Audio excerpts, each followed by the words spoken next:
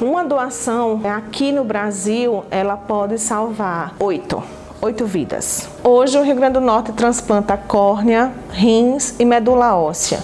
Conseguimos o credenciamento para o estado de transplante cardíaco em 2020.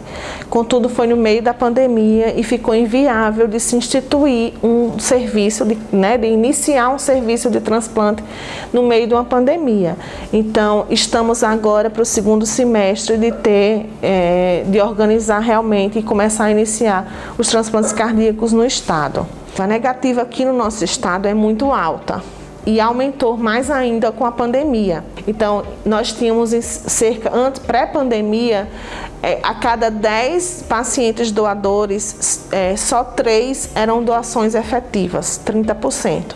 Os outros 7 negavam a doação.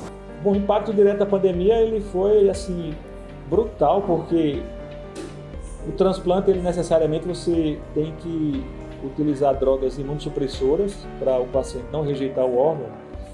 E isso deixava ele mais suscetível a infecções, dentre elas o Covid. Então, no Brasil todo, quando surgiu a pandemia do Covid, a primeira coisa que foi feita nos serviços de transplante foi suspensão dos transplantes com doadores vivos, que são os transplantes considerados eletivos. Com a pandemia, a cada 10 pacientes, só tivemos 2 doações. Isso é um número muito baixo. O meu diagnóstico foi de ceratocone.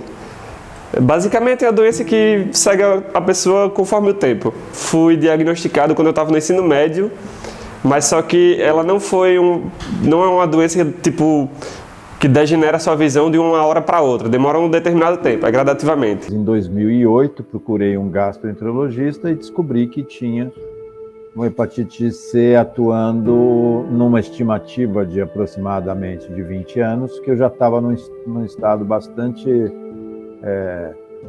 severo. Enfim, a doença vai afetando o fígado, afetando os rins, e ela vai te deteriorando. Então, daí eles terem as equipes médicas terem essa estimativa, que pelo estado do diagnóstico eu estaria já com a hepatite C há mais de 20 anos. O diagnóstico nesse dia, em 2008, foi de fibrose, necrose, putrefação do fígado, 3 nódulos de câncer. E aí a gente caiu para trás e descobriu que estava com uma previsão, segundo eles, de 7 dias de vida. Os 3 primeiros dias a gente só chorou. Na época que eu adoeci, eu pescava, eu sou pescador, já estou aposentado já. No começo que eu descobri, começou uma febre muito alta. Aí eu ia para o hospital e tomava a injeção e voltava para casa, a febre parava. Depois continuava de novo. Aí o médico diagnosticou que eu tinha lúpus. O médico explicou que é uma doença que ela não tem cura, tem um controle. E os 3 anos, aí eu comecei a sofrer dos rins. Os rins começou a perder a função renais, né? E até hoje eu continuo na hemodiálise. O médico em si, ele provavelmente já teve um enfoque mais prospectivo, já viu a longo prazo e disse realmente que vai ser só transplante, não tem como fazer. Realmente, eu passei muitos anos empurrando com a barriga, tipo, colocando lente, óculos. Fiz até uma cirurgia, o nome dela é Cruzlink, mas aí depois não teve para onde correr, tive que fazer o transplante. Logo, mais ou menos com 1 ano que eu estava na hemodiálise, eu tive uma consulta com o médico, ele perguntou se eu se interessava a ir para a fila de transplante. Aí agora estive analisando e estou correndo atrás de novo. Aí estou no processo de novo aí de fazer exame para tentar ir para a fila. Nós começamos o programa de transplante renal do Hospital Universitário Adolfo Lopes, que já tem 23 anos. Um outro marco temporal importante foi em 2010 o surgimento da OPO, que é a Organização de Procura de Órgãos Natal, que fez com que o número de doadores falecidos aumentasse e nós chegássemos a um número de 50 a 60 transplantes por ano.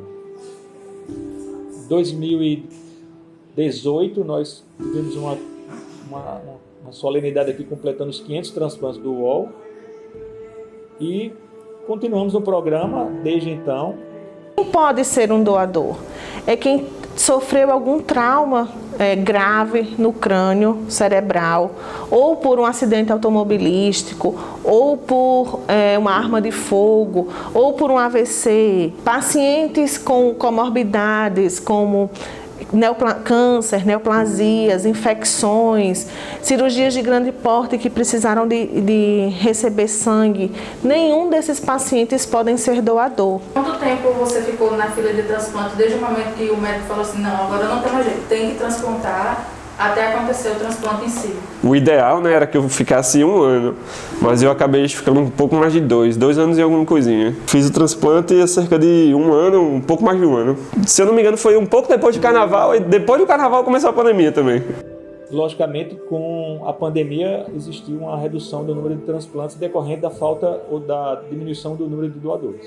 Então, no ano de 2020, o Hospital Universitário ele teve uma queda muito grande do número de transplantes, né? Parou-se os transplantes com doador vivo. Quando a pandemia melhorou, lá para o mês de outubro, novembro, nós voltamos os transplantes com doador vivo no estado, né? Só que veio a segunda onda, né, que foi pior do que a de 2020. Então essa segunda onda de Covid aqui no estado do Rio Grande do Norte, que foi começou no começo de 2021, ela foi mais marcante ainda. Então o que já tinha sido paralisado ficou mais paralisado ainda. E por que isso se dá? Principalmente pela falta de informação. Segundo, porque muitas pessoas acham que o ente querido que o corpo vai ser entregue mutilado. Isso não existe. O corpo vai ser entregue como ele seria entregue sem ter doação. Né? Claro, vai ter um corte aqui na barriga, mas é fechado, suturado, como se você tivesse feito uma cirurgia e com a roupa, tudo direitinho. Não existe uma diferença que você olhe e diga, esse doou e esse não doou. O segundo motivo é na demora que a família tem de receber o corpo, porque realmente, se você dizer sim à doação, aquele corpo vai ficar mantido com respirador, com medicações, aquecido, até que nós consigamos fazer essa logística de encontrar o receptor, de fazer o transporte, de marcar a captação com segurança, e isso a gente está mantendo aquele corpo sobre aparelhos e medicações para que isso ocorra. Outra coisa que atrapalhou muito foi que no Covid as famílias só visitavam as UTIs uma vez por dia, né? E só podia um parente. Então muitas vezes, hoje eu falava com um paciente, com um familiar, quando fosse amanhã já era um outro familiar, e era apenas uma vez ao dia. E isso dificultou muito que as famílias percebessem, né? Assim, o processo, a piora do paciente. Você imagine, hoje eu vim receber a notícia que ele estava muito grave, mas ninguém me falou em protocolo de morte encefálica. Quando eu vou no outro dia, o protocolo já está fechado. Então, assim, essa dificuldade na comunicação que o Covid nos levou, né, isso aumentou também as negativas da família. Se a gente for olhar a curva de transplantes, ela vai de contra ao Covid. Quando o Covid está alto, o transplante e a captação está lá embaixo. Quando o Covid começa a cair, o transplante e a captação começa a melhorar. Então, como nós tivemos um número de casos maior no primeiro semestre, né, do 2021, a nossa captação foi ainda inferior do que a de 2020. Então, hoje nós temos 240 pacientes aguardando transplante renal e temos 350 aguardando transplantes de córnea. Opa, você que é a mãe do Tobias, não sei o quê, você que é Tobias, porque eles ligam e tem que ser na hora, tem que atender, se você não atender, perdeu. É tipo isso. Aí, tá na fila pro transplante e tal, aí eu só ouvi minha mãe falando isso, olhando pra mim, vixe, já sei, porque tem um site que você pode ficar acompanhando, aí tinha lá dizendo, você é o segundo da fila, aí eu, meu Deus do céu, o prazo era tipo daqui a uns 3 semanas, entendeu? Assim que eu olhei, quando foi de tarde que a gente ia sair, a mulher ligou. Esperar um determinado tempo naquele dia para ser atendido e de fato fazer o transplante. Eles fazem um procedimento pré-operatório, dão um soro, pelo menos eu não fiquei acordado, eu meio que fiquei acordando, dormindo e acordando, devido à anestesia. Acho que realmente foi muito melhor do que eu achei que seria.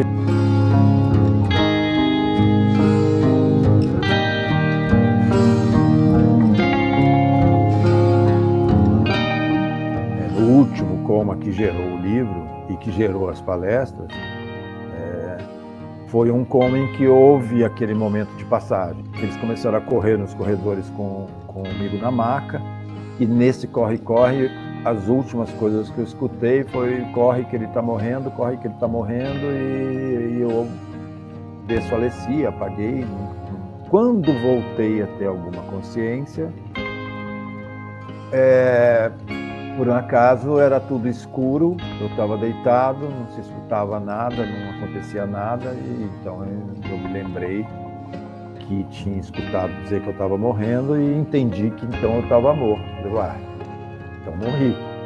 E aí comecei a raciocinar como morto. Foi muito engraçado isso, porque eu passei 3 dias mesmo sem que as equipes tivessem falado comigo, e isso faz parte da palestra hoje, de uma das palestras, que é a da humanização, onde a gente fala para médicos e pacientes. Oi, meu nome é Alexandre Barroso, eu sou publicitário e, mais do que isso, 3 vezes transplantado. No dia 1º de setembro eu vou estar em Rio Grande do Norte. Mas eu não vou estar lá, óbvio. Vou fazer uma palestra que vai se chamar Sua Vida Avaliou, exclusiva para profissionais de saúde.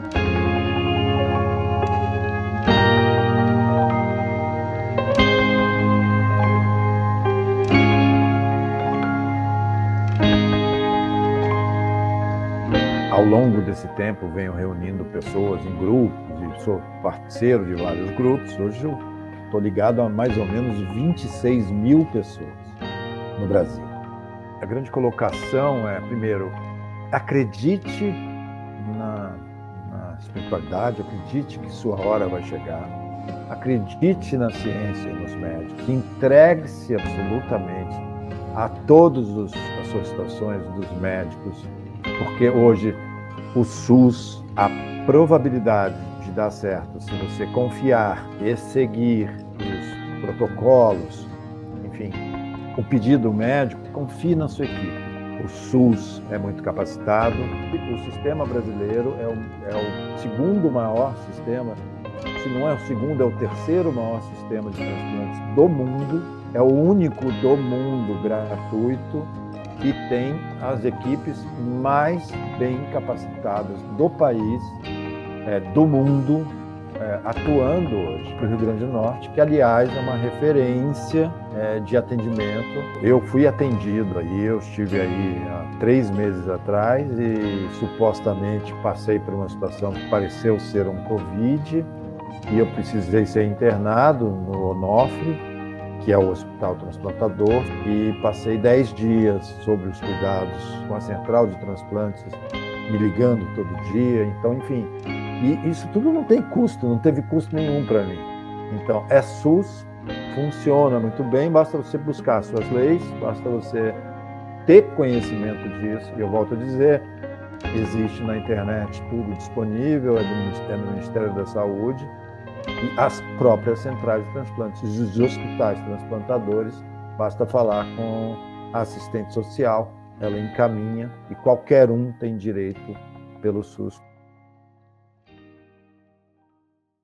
Assim, precisa continuar investindo na doação de órgãos. Ser doador é um privilégio. A doação em si, o meu transplante no geral, como qualquer outro transplante, ela é primordial, né? Porque ela realmente muda a vida das pessoas. É um privilégio de solidariedade, de você com a sua dor poder ajudar a vida de outras pessoas que estão apenas aguardando a receber um órgão, um gesto de amor. Nós vimos que a fila de transplante ela é imensa, doe órgão, porque é um gesto de amor ao próximo. No meu caso, eu como vivenciei, era como se eu não tivesse nada e do nada passasse a ter tudo, entendeu? É como se eu pudesse fazer qualquer coisa agora.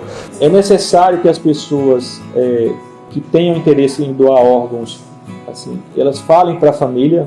O fato da pessoa falar em vida para a família que ele é um doador de órgãos facilita a vida do familiar, né? Diante de uma situação tão triste. Você muda uma vida, nossa, não tem ideia do quanto isso é favorável para a pessoa. Que vai melhorar a qualidade de vida deles. São pessoas que não enxergavam, que vai voltar a enxergar, São pessoas que estão em hemodiálise, que vão sair do tratamento. São pessoas que só respiram com oxigênio e que vão voltar a respirar sem aparelhos. Pense sobre doação. Seja um doador.